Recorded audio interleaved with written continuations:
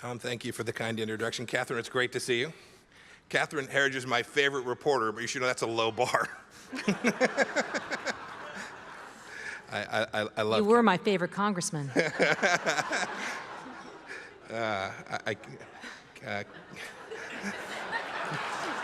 enough. Catherine is not only a very talented reporter, but an incredibly capable woman, and she and her husband are good friends of Susan and mine. So thank you for being part of this event tonight. Tom, those were very kind remarks. Jefferson and Madison, Pompeo doesn't quite roll off the tongue, but one can always live in hope. I was also reminded when you said that I'm the 70th Secretary of State, and reminded that there's only 45 presidents, so that means there's a lot more turnover in my job than in his, and so I'm going to enjoy the moment.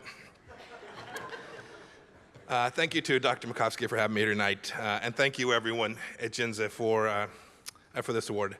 I want to accept it on behalf of the entire diplomatic corps, the entire United States State Department, and I'll also accept it as a challenge to keep my foot on the gas at the Department of State.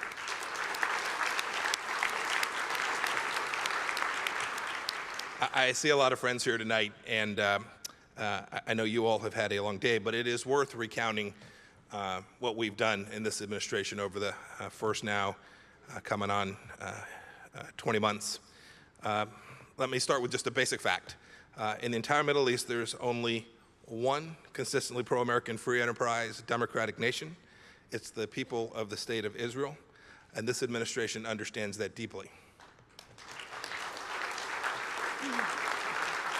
For the previous 8 years, we had an administration that showed more respect to the leaders of Iran, to the people of Israel.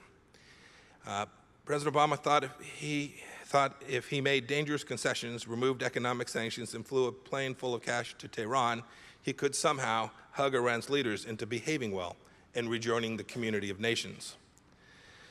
But those leaders aren't from a Disney movie. They're real. They're not tragically misunderstood. They are murderers and funders of terrorism who lead chants today still of death to America. Their goals include profiting off the misery of their own people and wiping Israel off the face of the earth. You know, by and large, I think the American people understand the threat that Iran poses. It's why they opposed the deal that the previous administration made by a margin of 2 to 1, and it's why they sent to our country a very different kind of president in 2016. You know, today, after just under 2 years, there's a long list. Tom talked about some of them, but it's worthy of just grinding through real fast because the magnitude of the change is extraordinary. Tom mentioned the move of the U.S. Embassy to Jerusalem and recognized Jerusalem as Israel's capital. Common sense, I think. He pulled out of the JCPOA and imposed some of the harshest sanctions in history on the regime in Iran to change its behavior, and more are to follow. He supported the commitment of the largest ever security support of $3.8 billion annually. And he took a stand against anti-Semitism on the world stage by withdrawing from the UN Human Rights Council. We have also exposed Hamas for what it really is.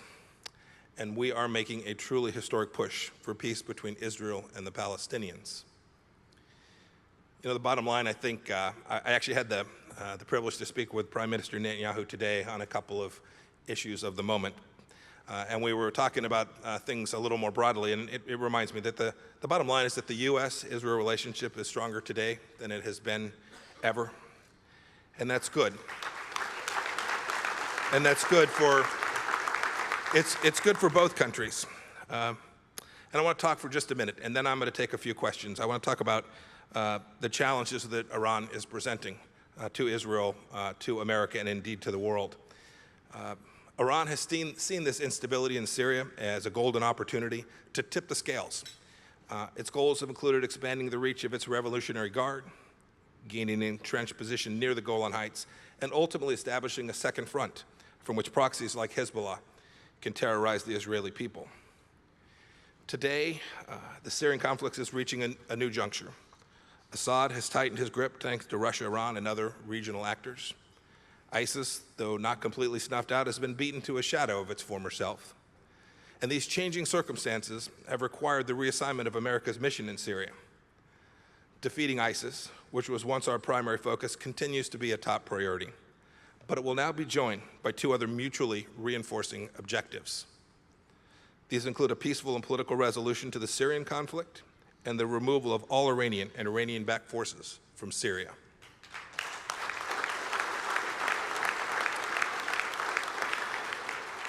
Under President Trump's leadership, the Department of State has been now engaged in a months-long diplomatic process aimed at making headway on each of these three strategic objectives.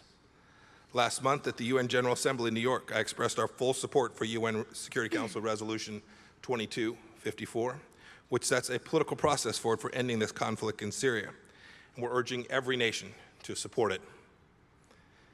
At the UN, we were also encouraged to find increasing international consensus that Iran and its proxies must not be allowed to maintain a foothold in Syria. The onus for expelling Iran from the country falls on the Syrian government, which bears responsibility for its presence there. We've been clear. If Syria doesn't ensure the total withdrawal of Iranian-backed troops, it will not receive one single dollar from the United States for reconstruction. Our efforts at the UN were just a small public window into our efforts. I've named a team. Spearheading our effort is Special Representative Jim Jeffries. Many of you would know him. Nobody understands the web of regional interests and the political complexities better than he does. His resume includes ambassadorships in Albania and Turkey and Iraq, among much other parts of his storied career in diplomacy. Meanwhile, to coordinate our efforts on Iran, I've asked Brian Hook to lead our Iran Action Group. We are leading a historic international campaign to apply diplomatic and economic pressure against the Islamic Republic of Iran. Our goal is simple, is to cut off the revenues the regime uses to spread terror and chaos, to fund its nuclear programs and line its own pockets with money that should be given to the Iranian people. The State Department's diplomacy itself is just one part of our interagency effort all across this administration. Underlying this approach is President Trump's unwavering belief that Israel, like all nations, has the right to defend its own sovereignty.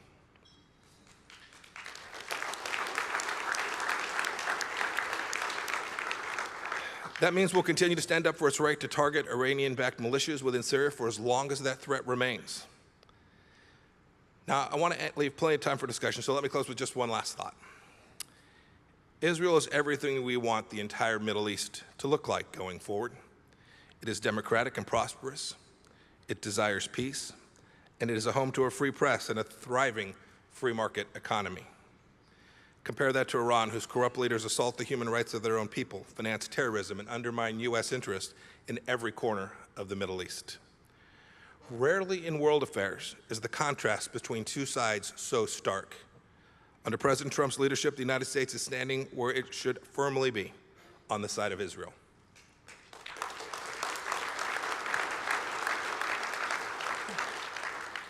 I want to close by, again, thanking you all for being here. To get an award that was named after Scoop Jackson is truly meaningful to me as an amateur historian, and I think important for the Department of State to recognize the good work that it is doing. I will have the opportunity tomorrow to share this with each and every one of the folks who works for me. Thank you all so very much. I look forward to a few questions.